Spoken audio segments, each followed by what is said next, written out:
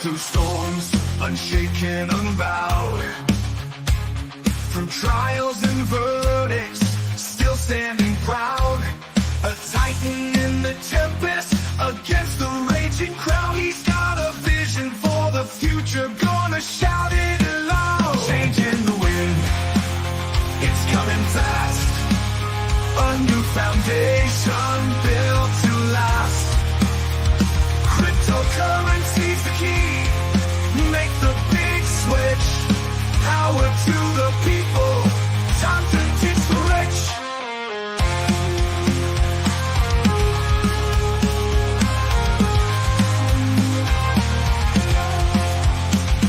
Legal battles can't hold him, he's moving on. With plans so bold, from dusk till dawn. He's rewriting the rules, a new dawn's day. From the hands of the few to the people's way. Say goodbye to all chains, embrace the new. A financial revolution, fair and true. For the workers, the dreamers, side by side. In Trump's new era, let freedom rise. Change in the wind, it's coming fast. A new foundation built to last. Cryptocurrency's the key, make the big switch. Power to the people, time to ditch the rich.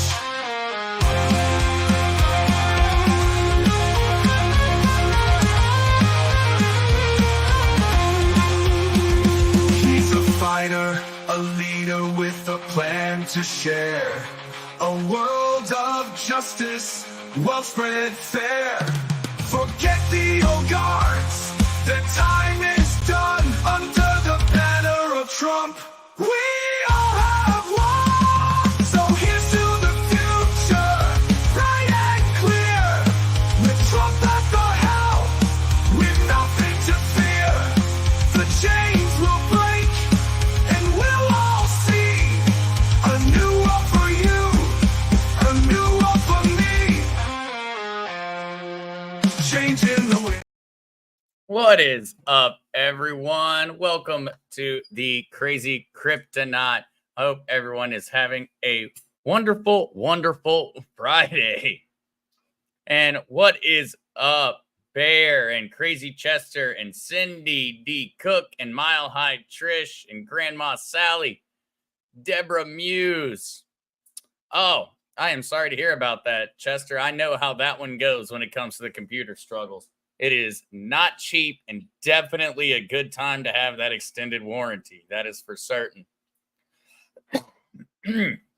Mary Jones. Good afternoon, Zester, Kukla, and fellow Kryptonauts. Thank you so much for tuning in today, Mary. I know that Kukla is actually not with us today. She took a fall yesterday and is headed to get a checkup after it. And so definitely thoughts and prayers. I know from chatting with her, it doesn't sound like it's that bad, but still. So definitely thoughts are with Kukla, hoping to get over the top good news in regards to that one. But what is up, David and Rhonda? And hey, I appreciate that, Apple, David. Absolutely. Yeah, no, Grandma Sally says, love this song. I really like that one. I thought that one was a slam dunk. That was the one that we made right after the verdicts in terms of the Trump trial and in regards to him and cryptocurrency and the new currencies out there. And so I really liked that one. I thought that the AI went above and beyond. Richard had to admit some of these songs are growing on me. They are. Who knows how many songs we listen to every day on the radio are actually just artificial intelligence. What's up, Overcoming Victory and Savvy? And yes, we do have a Tino today. He was very, he actually only started to get up when the music started to play. And so we roused him from his respite with our intro song today, but I'm certain he will forgive me. If not, I can bribe him with some treats. What is up, Jorge and Cindy and a light within? Kay Merle says that she'll be driving and listening. Oh, thank you so much for tuning in, Kay Merle. The chat's definitely a lot of fun, but glad that you can join to listen in as you drive. What is up, Dude Sky? Asking Zester, why is the BRICS teaming up with BIS on their M-Bridge to create CBDCs? BIS is black hats. Dude Sky, I think when a lot of these different things are going on, that not only is there a lot of misinformation that I think is being intentionally spread by BRICS, by these organizations themselves. And so do not know whether it can actually be trusted, but to such a degree when it comes down to their partners and what they have them actually developing. But I do question there right now. We kind of have a large landscape of different people that are working on central bank digital currencies. And so if you're a larger nation like the United States, then you're out there and you're working on it on your own. If you are a smaller country, then you're looking towards companies, corporations like Ripple Labs, like XRP and the XRP Ledger, who are offering essentially an off-the-shelf central bank digital currency. And so I question some of the different things in regards to that one. Not because I don't believe that all of these different organizations, central banks, and countries are working on some form of a future digital currency. They all are. If they're not working on it, then they're interviewing companies that can provide it at this point in time. But I do question that one. I think that really more of what we're watching is kind of a race between all of the different countries, all of the different companies to see who either ends up with the best product or to see who makes it to the finish line first. In all honesty, though, there really isn't any need to go through with a lot of these different partnerships. I could release a cryptocurrency that would be capable from a technology standpoint of operating as a central bank digital currency. That's not something that we need to create. We don't need to recreate the wheel on that one. What we do have an immense amount of effort that needs to be put into is that entire idea of a regulatory framework and really more of an ideological battle. What do companies, individuals, countries want these new currencies to be capable of doing? And that's where it gets to be really, really scary, because it can go down the route of extreme centralization and authoritarianism, or it can go down the route of complete decentralization, which would lead to a far fairer financial system. And so, Dude Sky, I think that there's a lot that's kind of just getting thrown around in regards to CBDCs.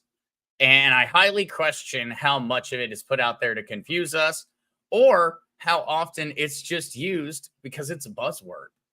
I'm very, very curious on that one, Dude Sky, because I would look towards a XRP right now and say, why is BRICS bothering when Ripple could go ahead and provide them with the currency that could do everything they want with no effort, no tax dollars spent.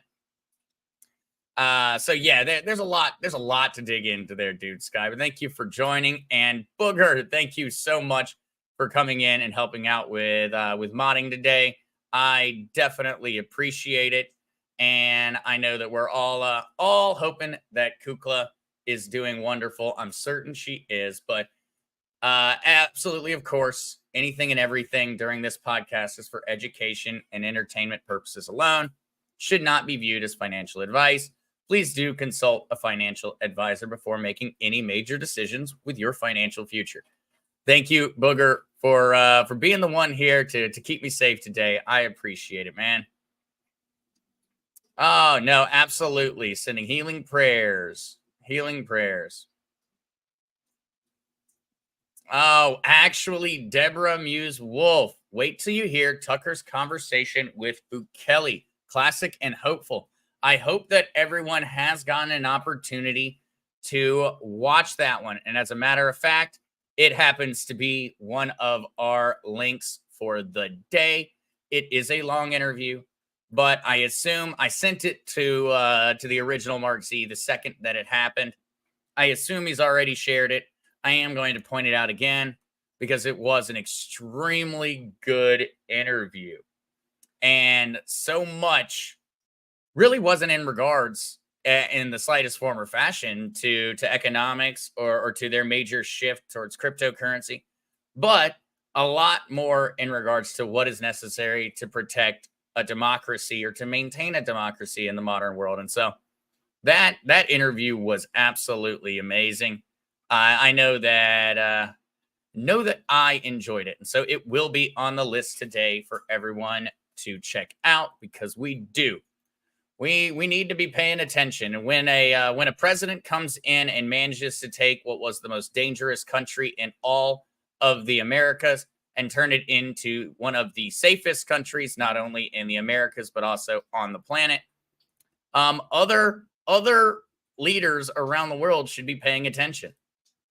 We should be seeing a lot more coming out from American politicians going, why don't we act this way? Why aren't we seeing this massive reduction in crime, especially when you pay attention to essentially the news every weekend, every night coming out of the major cities in the United States, which have really turned into to lawless states of war, in all honesty, at least on many accounts. I don't know who could argue that Chicago, a Pittsburgh, a Philadelphia, a Los Angeles, New York aren't at this point in time something that we would essentially say are in a state of war or in a state of civil unrest at the very, very slightest. And that's really sugarcoating it, in my opinion.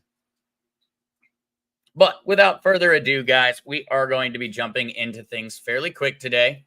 And that is because I will be going on other shows this evening.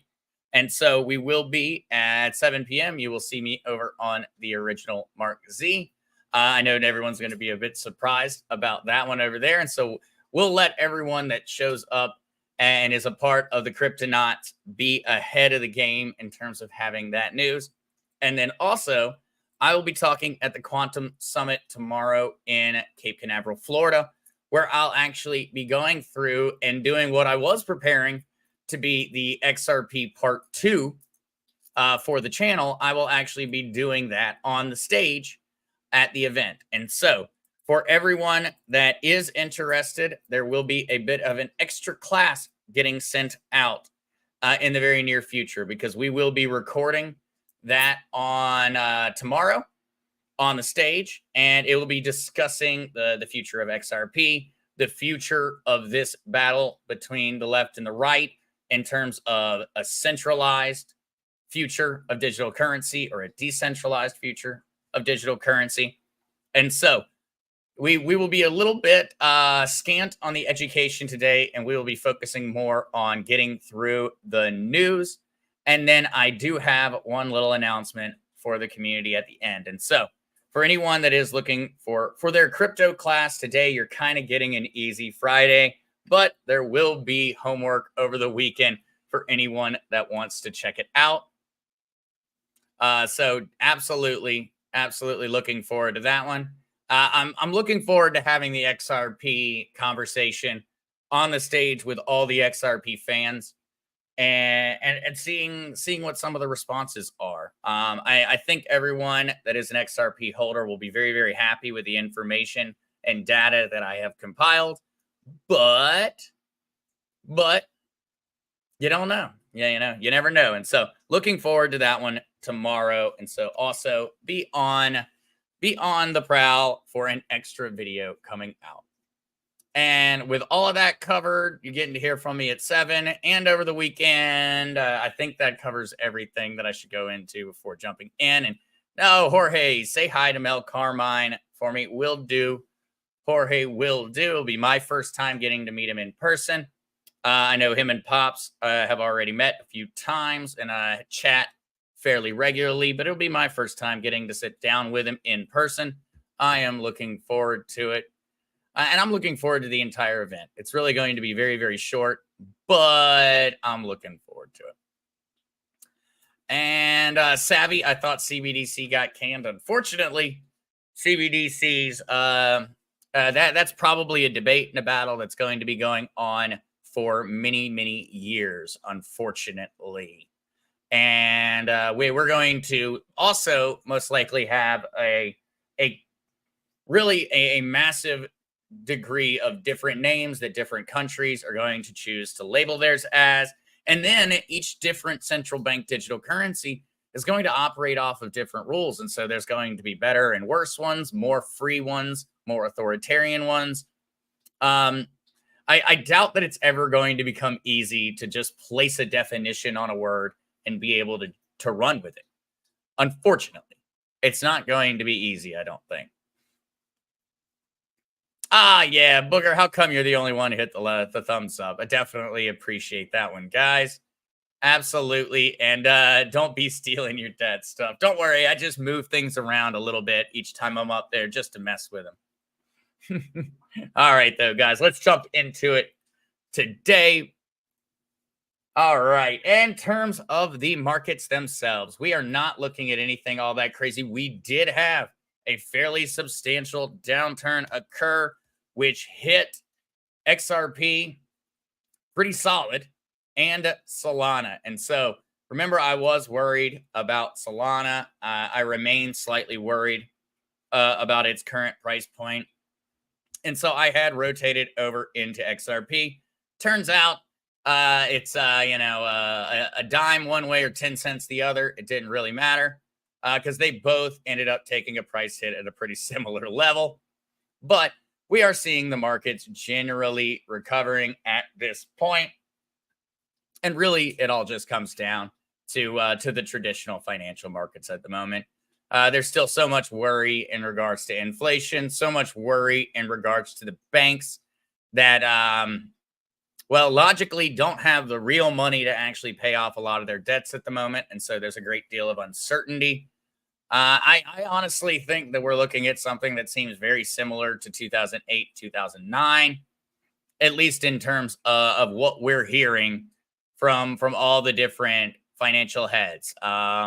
We're seeing foreclosures rising. We're seeing repossessions rising.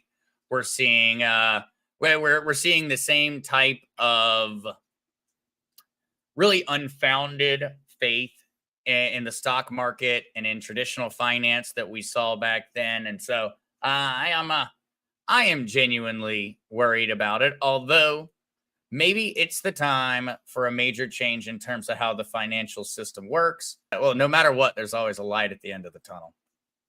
But without further ado, Trump today pitches himself as crypto president at San Francisco tech fundraiser. And so if there's any place in the United States you would imagine Donald Trump does not have the happiest crowd, you would assume it would be in different parts of California.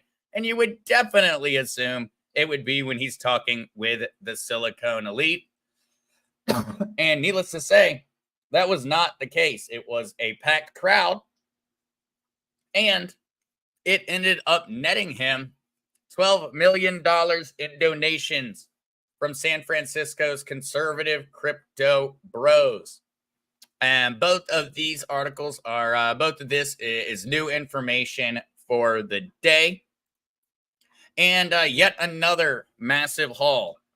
Pretty impressive being able to go in and do about an hour and a half long event and manage to bring in $12 million in such a short fashion, especially when you consider that he is supposedly in hostile territory. I think we're going to see more and more folks beginning to realize how important Trump's crypto endorsement really was.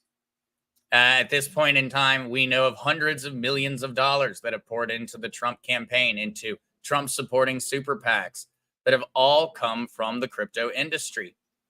It is going to be enough to change an election. I do not think that Donald Trump really needs the money to win the election, but it could make a huge difference when we start to think about down ballot elections. It's the difference between a blue or a red house. And that's where this money and that's where this influence is going to come into an even greater effect. Plus, it's the difference between Trump skating by, barely getting elected, or actually coming into office with a true mandate. And yes, Mile High Trish, remember, money is a statement. Yeah, now remember, money is protected, and how we spend our money is protected by the First Amendment. The way we choose and who we choose to give our dollars to is a matter of freedom of speech. When you go and you support Walmart, you are supporting Walmart politically and with your First Amendment right. When you are going out and you are in the crypto community and you are supporting these Republican super PACs and supporting Trump, they are speaking as a matter of their First Amendment right, and they are speaking extremely loud. You can buy a lot of megaphones with $12 million. A whole lot. All right, though. Continuing forward with it, because yes, both of these articles are great ones, and this one does have some very funny comments made from different of the tech executives that were fairly funny. And so you can definitely find that one, as always, inside of the links for the day on the Discord. And so for anyone that is looking for those, I know there were a lot that wanted to see what the AI put together in terms of a sermon. That is in there, as are all of the links from the past streams. And then, of course, as soon as the stream ends today, you'll have the ones from today there as well. And so this one was quite amusing. They seemed very surprised by the fact that they were donating money to Trump. Not unhappy with what he said. I think maybe just surprised with themselves. And as we continue, Bitcoin to hit $150,000 if Trump wins presidency, predicts Standard Chartered. Now, Standard Chartered says Bitcoin could reach $80,000 later this month and $150,000 by the time of Trump's election. And so I would assume that means that if Standard Chartered is correct in that if Trump winning means we're going to see $150,000 Bitcoin, then I'm expecting to see $150,000 Bitcoin in November of this year. And it is. A lot of this just comes down to really us getting out of our own way. That's been the biggest issue in terms of blockchain technology and it advancing. It's all come down to a matter of the government needing to get out of the way. We have all the resources. We have all the thinkers. We have all the money. We have all the tech. The only issue is we've so far had a government that has seemingly been hell-bent on holding us back. And as we will see in an article or two later on in this stream, it has been intentional. It seems as if the Democratic Party has made it extremely clear that when it comes down to cryptocurrency, the only thing they wish to support is a CBDC. They have no interest in supporting the general growth of decentralized digital currencies in the slightest. They just have a really, really huge liking towards the idea of being able to sit and see what we all spend our money on and be able to shut down our finances the second we say anything that would be bad for our social credit score. I'm waiting for that one. How long do you think it is before the Democratic Party actually starts trying to push something that is essentially a social credit score? Because that's what they've already done with the cancel culture, with everything that has come out around it. It's really been the creation of a social credit score, the same way that China and the CCP currently have one. I wonder how long it'll be before they really just quit kind of playing the whole game and they actually decide that we all just have one. Wouldn't be surprised if it's not too long. It doesn't seem like they're far off from reaching that point. It's pretty bad when the Democratic Party had a lead in terms of fundraising and support from tech executives, especially in the cryptocurrency sector. And in a matter of 4 years, they've somehow lost that entire lead, both on the side of the poll numbers in terms of voting and massively in terms of the financial side. And yet they continue to dig the same hole. At a certain point, you would just kind of wonder why they don't put the shovel to the side and just take a break. At least they wouldn't be making anything any worse for themselves. And, well, needless to say, President Trump is doing pretty well with his crypto. Donald Trump's crypto wallet has now more than $30 million after the guilty verdict. And so, keep in mind, this is not a matter of fundraising dollars. This is money that is Donald Trump's money. This is just his money, not dollars that have been donated to the campaign or anything of that like. These are just dollars for him to use as he sees fit. And former President Donald Trump has seen an influx of meme coin donations to his crypto wallet following his guilty verdict, resulting in the value of his crypto wallet now mushrooming to more than $30 million. Now, this is primarily made up of Ethereum and then Trump token and Trog token, which is a new one for me. First article that I've ever heard about it, but Trump token I had heard about. I do know all about that one. And so between Ethereum, Trump token, and Trog, he is now over 30. I believe it actually maxed out at somewhere around $38 million when his wallet was at its all-time high. And these are not even the tokens and the things that he truly owns, guys. This is a very, very public wallet. I am certain that Trump has other investments that are either in crypto or are crypto related, whether they be shares of different mining companies or things of the like. But these are just the ones that people have given him, ones that he has earned through NFT sales, things of that nature. And so that's an important point to keep in mind, is that this is really not even close to the actual amount of money that has flowed in to Donald Trump's coffers on account of his move. All right, though. I saw we had some good questions, so I'm going to pause for a second and get through those. Have they been right before in their predictions? And so this is in reference to the Standard Chartered. And they have been consistently correct. The last time that I can remember them being extremely off was actually earlier during this current bull cycle, where they were predicting a far higher rise around the date of the halving than actually occurred. But when it comes down to it, they have been a bit of a mainstay. Of course, a lot of times whenever it comes to people throwing predictions out there, I always take it with a huge grain of salt myself and suggest everyone else does the same. It's kind of like the person that says every day the market's going to crash. Eventually you will be right.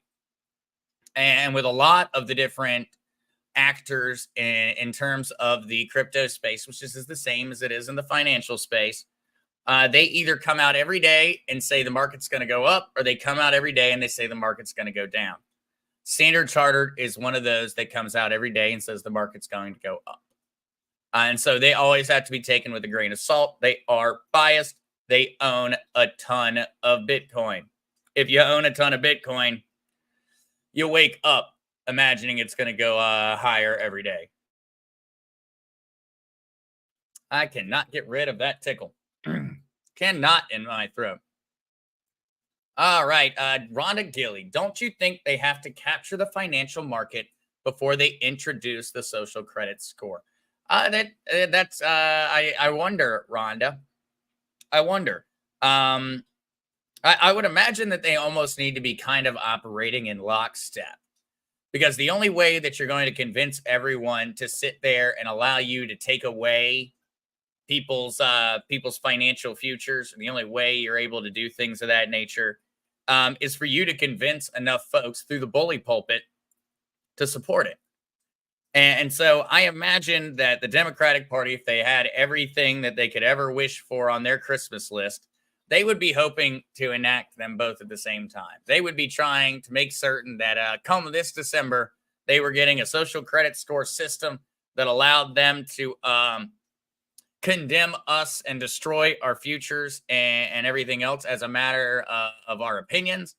And if that doesn't work, then they could always just go right in and press a few keystrokes to just take the money out of our bank account. And so I imagine on that complete Christmas list, they're wanting both of those. I would think. But yeah, you could be right, Rhonda. Maybe it would make a lot of sense. If you have control of people's money, then you're gonna have a very easy time swaying their beliefs in terms of culture. That has always been a mainstay throughout history. Whenever times get really, really tough financially, we tend to start to group think and we try to find a culprit. And that makes it very easily to get people tribalistic. The second that we have a hard time putting food on the table, we start to look for someone to blame. It's a defense mechanism that we all have. When it comes down to it, we'd much rather other people be to blame than ourselves.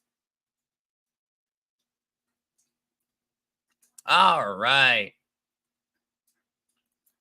Lucy, see, not Lucy. Off subject. Years ago, there were YouTube video topics of how to remove the keystrokes in your laptops. Do you think you'd be interested in investigating this DIY? That might be very interesting, Lucy, see, not, or maybe just some very basic computer security type videos. How to properly delete your browsing history. How safe does a VPN really make you?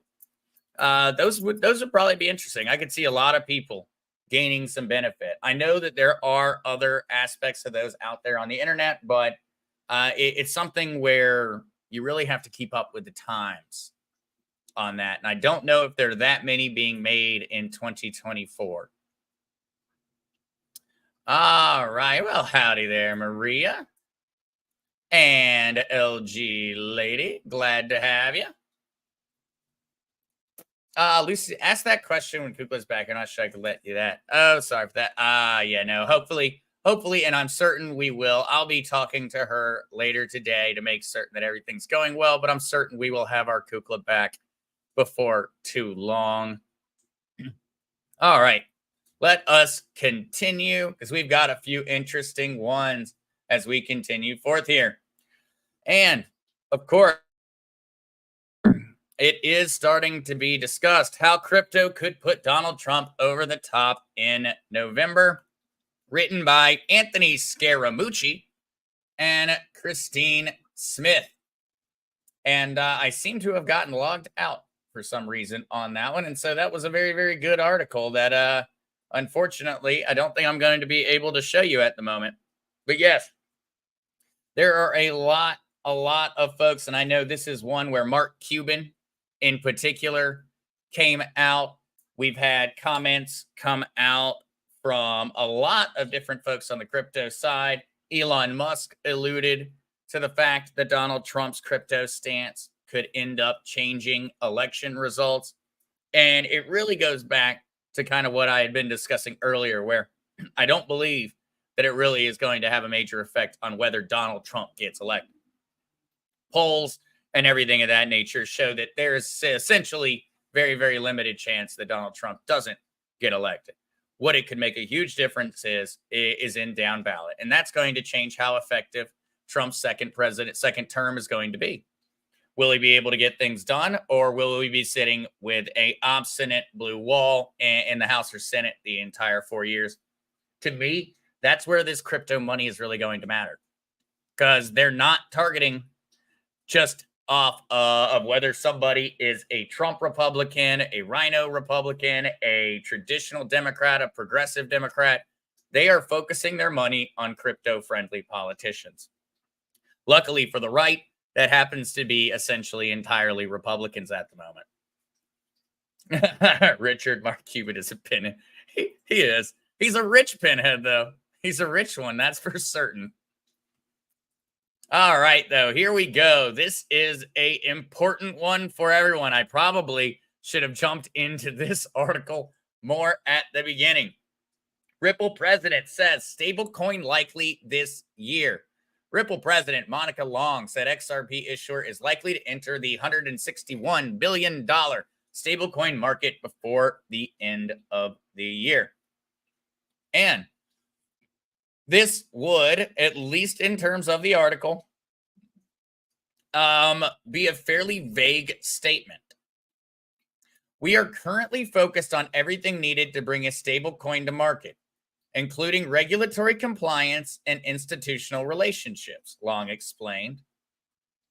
What she never mentions throughout all of it is whether it will be a US dollar stablecoin. And this is what I found to be extremely interesting. And according to Ripple's president, the stablecoin market is primarily driven by demand for access to US dollars and an efficient global fiat denominated payment system powered by blockchain technology. There's a lot to be read into here. The fact that she does not specify that it's going to be a US dollar pegged token leads me to believe there is some possibility that she does not mean a stablecoin pegged to the US dollar. That would be absolutely huge. And that would make this some of the biggest news of the entire year. Maybe some of the biggest financial news in a decade. That is for certain. If what she is talking about is not specifically a US dollar stablecoin, because she doesn't say that it is, she just says that the market is dominated by US backed stablecoins. She doesn't say theirs is going to be. This could be absolutely huge.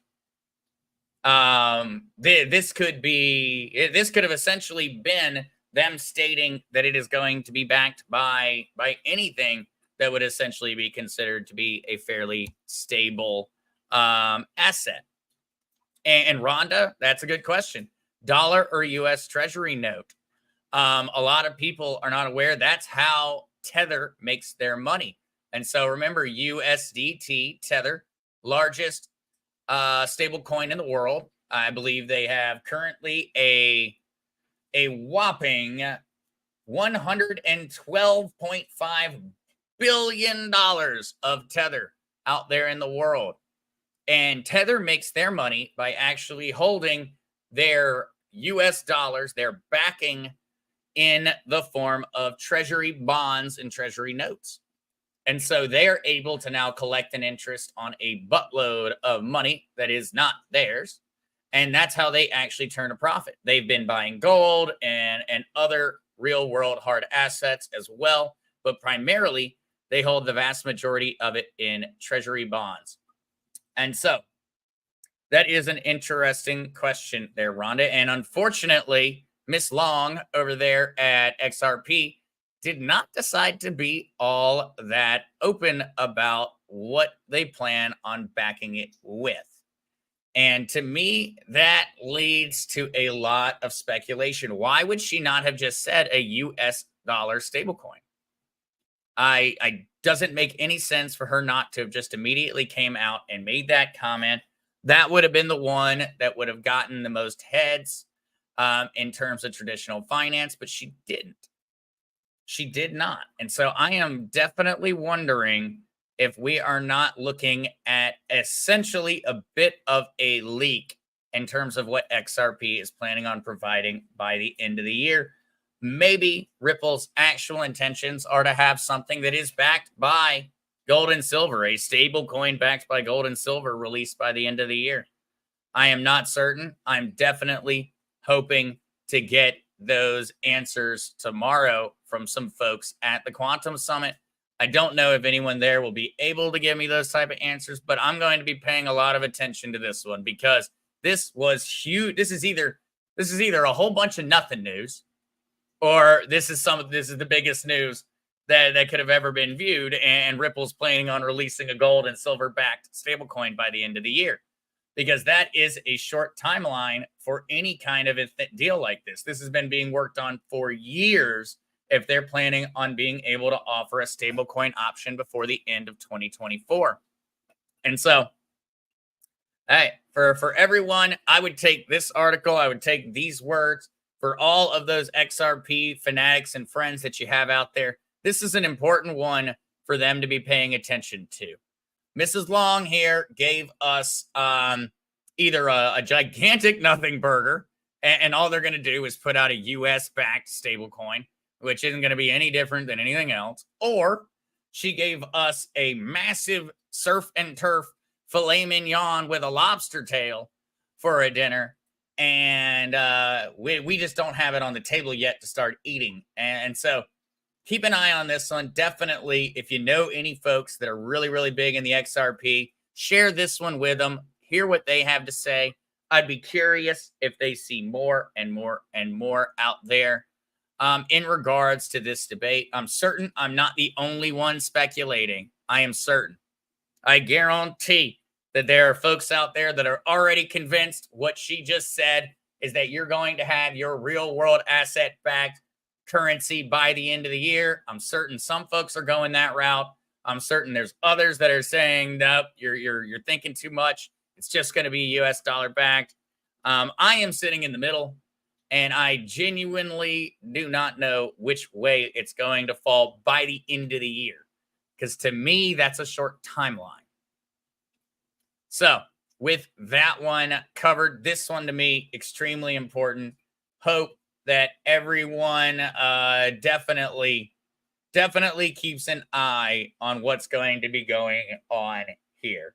And also, there has been more and more information in regards to ETFs, in regards to some of the other cryptocurrencies. Remember, right now, the only SEC approved ETFs in the United States are for Bitcoin and Ethereum. And the Ethereum one is just an extremely recent decision.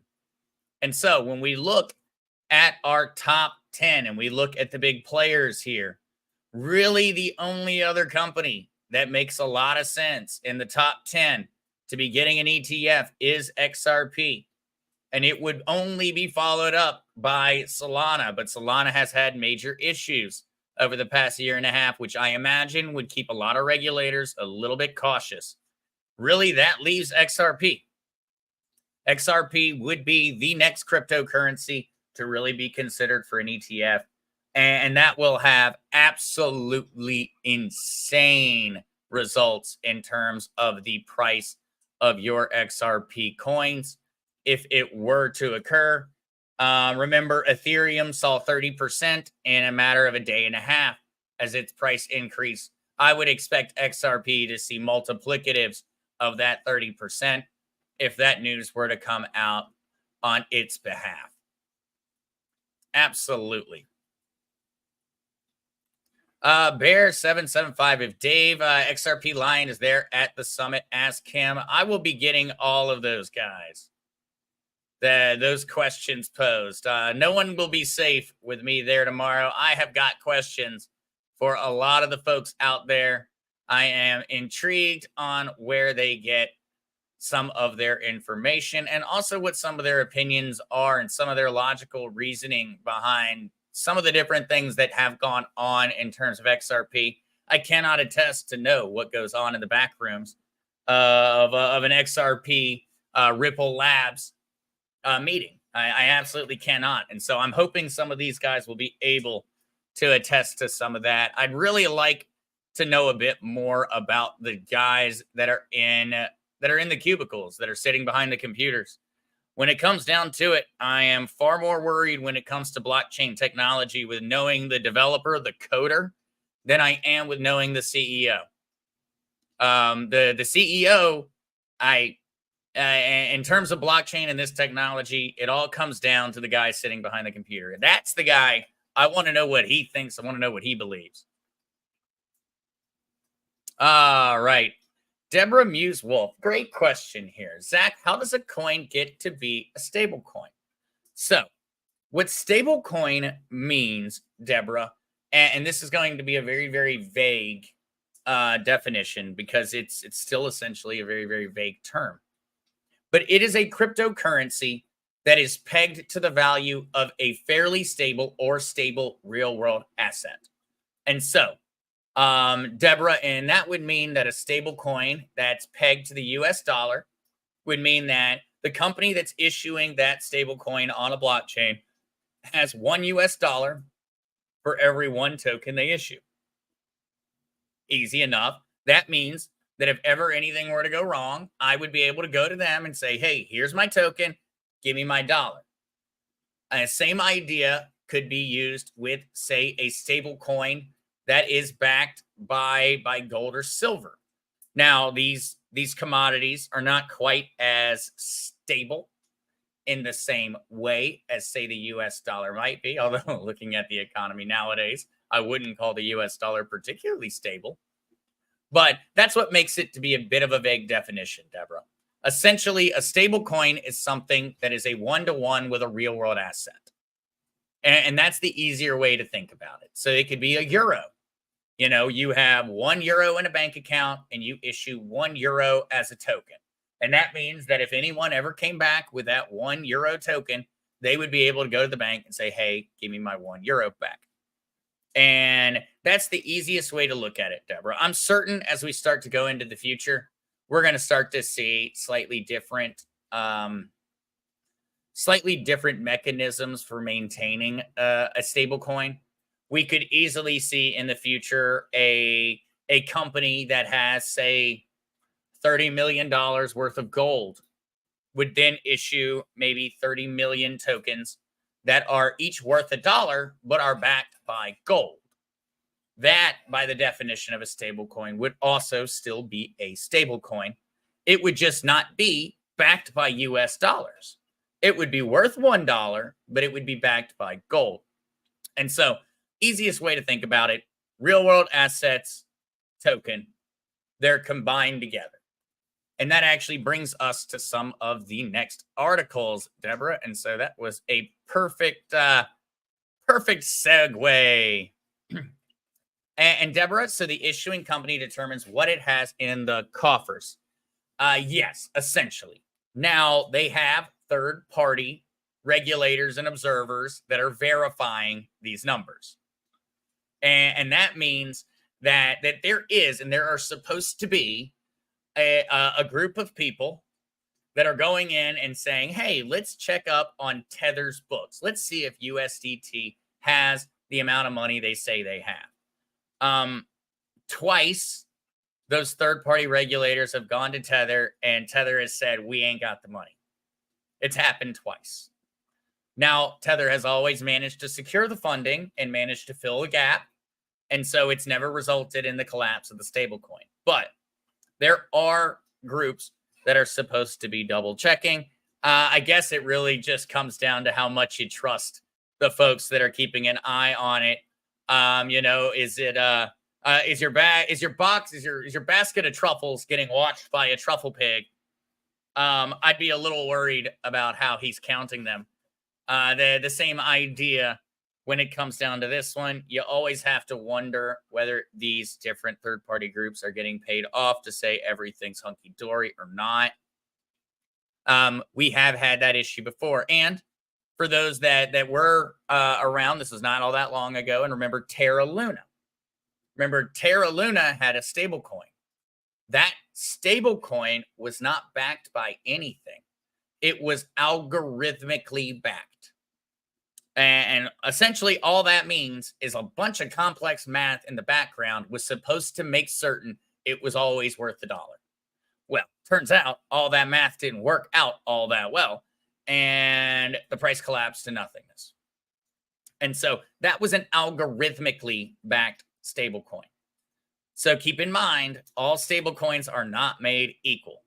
There are really big differences. And that's why you got to look into what is it actually being backed up by? What is making it truly stable? All right. Hey, Booger, Crazy Crypto, I'm going to need you to help me start up my new Booger coin. I'll get you Booger coin whenever you want. We can launch it next week, Booger, if you want. You can have as many of them, as many Booger coins, as big Booger tokens as you want out there, and you can send them to whoever you want. And I would be happy to help you make Booger Coin into a reality. I would be happy to do that right now. As I'm trying to follow you, Rhonda says, I'm trying to follow you here. It seems like a cat and mouse game right now. There are a lot of irons in the fire at this time. There are, Rhonda. There are. Absolutely a lot of irons in the fire. And it's essentially, when it comes down to a lot of the companies, we're watching a race.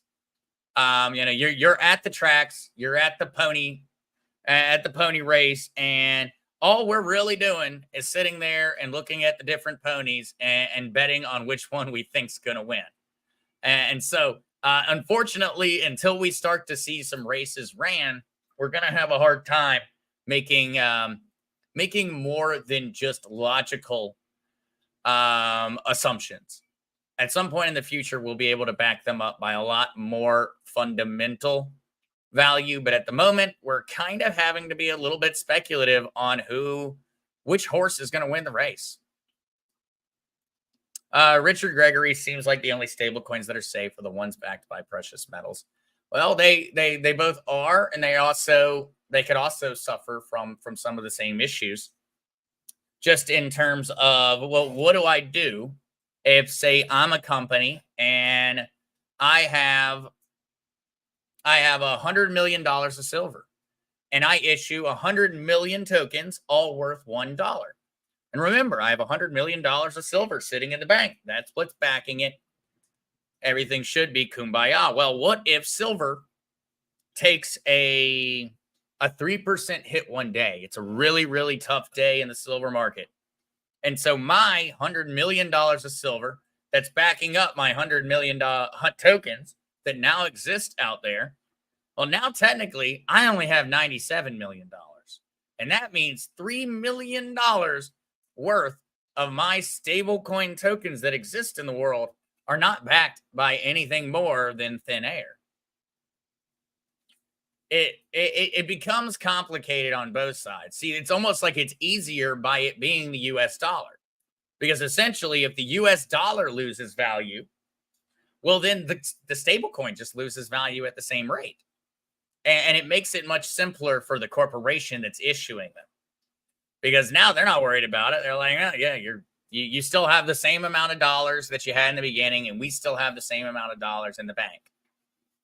There's going to have to be some fairly complicated thinking done in terms of, as we move towards the future, if we want a silver dollar and it be worth $1, there's going to have to be a lot of math done. What would be much easier to do, Richard, and this is what I have proposed to different companies and talked with some folks about, would be to issue a silver token that is 1 silver ounce. And that would be very complicated for some of the math when you're going to make a purchase. But our minds would begin to work back into it. And then it would be extremely simple. Remember, the blockchain allows me to take 1 and denominate it down to 18 decimals. I can take 1 silver ounce and I could technically split it into millions of different pieces in order to go buy a stick of chewing gum. We can't do that with a physical silver ounce. And so that's the type of route that I would imagine makes more sense. The best way in terms of helping people, as us average everyday Joes, visualize our money, that's going to be a little bit more complicated to do when we start to talk about having something being backed 1-to-1. 1 silver ounce, 1 silver token. Booger. I feel like that's been the same way I've felt many a times too. You want to make money, just buy whatever I don't. Or the best one, Booger, is just buy it when I sell it. That's always the one I've heard many people out there sharing. All right, and this is what it all comes down to. The promises and perils of private asset tokenization. When we're talking about gold and silver, and we're talking about debt and titles to cars or deeds to homes, we're talking about asset tokenization. And so this is an extremely important article for everyone to go through. I would absolutely suggest, if you are an XRP holder, please go through and read this one. It is, of course, an opinion piece, but it lays out some of the different pitfalls that we could see as we begin to enter into a world of having actually asset-backed money and currency. It's not going to be an easy process. And that's one of the main things that it brings up. And it also is going to come with some negatives that we really can't avoid. And one of those primary negatives is that everything is now going to have a dollar value placed upon it. And that means everything. And that could be good. That could be bad. We don't know what that world looks like. And so think about the ability for me to go in and invest in people's debt. Think about the ability for your bank, which they already do this. It already happens. People sell debt. Debt management companies will package debt, sell it to another debt management company. You can actually get out of some of your old debts at a much lower price just by continually calling the next company because they're not paying full price for it. But think about it now with everybody being able to participate. There could be some genuine negatives. There could be. And so definitely check this one out. And otherwise, guys, I am going to go ahead and, I'm going to show you this one real quick because remember, we talked about this on Monday, that Roaring Kitty, the GameStop celebrity who started the first GameStop short squeeze, managed to hit over $1 billion in his GameStop position. This is just something that I am sharing because it is awesome. And I am extremely happy for him and extremely happy to know that the hedge funds are having a terrible month. That always brings me a slight sense of glee. And that is also one impressive shift. So, revealed on June. So Roaring Kitty, aka Deep Effing Value, apologize for my French, revealed on June 2nd that he had started trading GameStop stock again with $180 million to play with. The trader posted $115.7 million position in GameStop shares and $65.7 million in call options on his Reddit account. Now, just since June 2nd to today, Gil's position is now worth around $1 billion. That is not too shabby. Let's clock that in. That is 5 days. I honestly can say I have never made $1 billion ever, and especially not in 5 days. I would really love to experience that. That sounds awesome. But yes, he did. $1 billion, 5 days. Got to give it to him. That is some kind of impressive. And for the last two articles, AI election is here. In regards to artificial intelligence, both parties now are starting to worry about its effects. And then finally, something everyone needs to watch, regardless of whether you are a crypto support. It doesn't even matter if it's crypto related. If you are just a freedom-loving, a democracy-loving member of the global community, you need to watch this video. You need to learn more about Nayib Bukele. Remember, Nayib Bukele is the first and only world leader that has ever legitimized Bitcoin. He legitimized Bitcoin as a legal currency. Every business in the country of El Salvador must accept your Bitcoin and your cryptocurrency as payment for goods, or they're not allowed to be open for business. That is the degree to which he went. He cleaned up the streets. He put 75,000 MS-13 gang members in prison in a matter of a year's time. He went from living in the most dangerous country on the planet, more dangerous than Sudan, more dangerous than Haiti is today. And in a matter of years, he turned it into the safest one in the North and South Americas. He is the most popular president, most popular elected official on the planet, within his own country, of course. And so most popular amongst his own constituents. He re-won election just recently in a landslide. And he has some extremely interesting views. First of all, I would state that he said the way that he went about cleaning up the corruption inside of El Salvador was the first thing he and his cabinet did was pray. He is probably the only world leader who is actively religious. And that in and of itself, I don't know if that is, I don't know if that's the only reason that he's succeeding. He's also one of the youngest leaders on the planet, which I think is something we desperately need. We do live in a world where, unfortunately, we need to start preparing people before certain points to be ready to handle things. And so I respect the fact that he's achieved so much in his life, and also that he has been so willing and so bold to make major changes. I worry for the future health and safety of Bukele. I hope that he has got an absolutely world-class security team, because he is making waves. Please do check out that video. With it being Tucker Carlson, I know many have already seen it, but the fact that it came out on June 5th and it has not received 1 million views yet is an obvious sign that it is being suppressed. It is probably more important than any Joe Biden interview that has ever been held in the 200 years that he has been in politics. So please do check that one out. And with all of that said, thank you guys so much for tuning in. All of these links will be over immediately in today's links.